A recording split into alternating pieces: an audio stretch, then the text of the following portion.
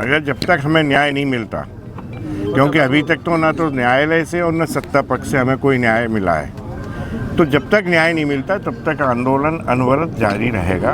भले ही हमें, और शायद 17 तारीख शहादत दिवस है, उस 17 तारीख को हमने ये तय किया है कि हम जंतर मंतर पे, क्योंकि पूरे बिहार में, पूरे अन्य प्रदेशों में भी एक हस्ताक्षर अभियान चलाया जा रहा है, उस हस्ताक्षर अभियान के तहत हम लोग जंतर मंतर पे इकट्ठे होंगे।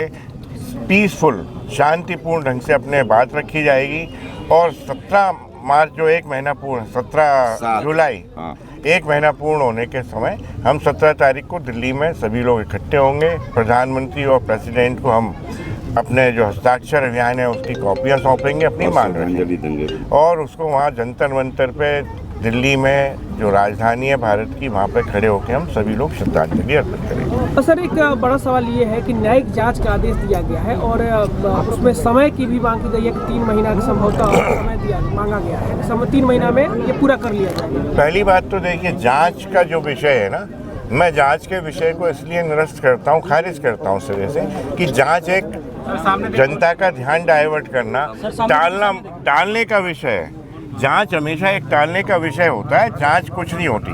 क्योंकि जहाँ तक सवाल है, हमने जो पढ़ा है आज तक, हम अभिभाषक खुद भी हैं, तो हमने जो देखा है, कोर्ट में भी प्रैक्टिकली देखा है, जांच जो है ना, जांच कोई महत्वपूर्ण अपना रोल अदा नहीं करती कानूनी रूप से।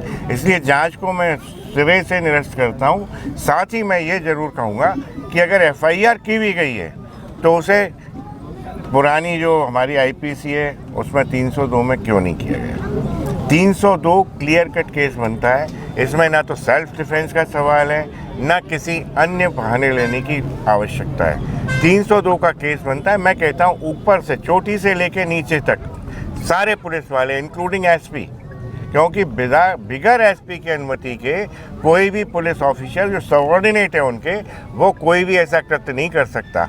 और जब आपने कृत्य को देखा है तो आपने देखा होगा कि उस आदमी को पहले सरेंडर कराते हैं, सरेंडर करा के पकड़ा जाता है, पकड़ के उसे सराउंड करते हैं, सराउंड करने के बाद उसमें 3 गोली मारते। 3 गोली से भी आपको सफिशिएंट चैन नहीं मिला, आपके लिए पर्याप्त नहीं थी, क्योंकि ऊपर से आला का हुक्म था कि इसको तो खत्म करना है।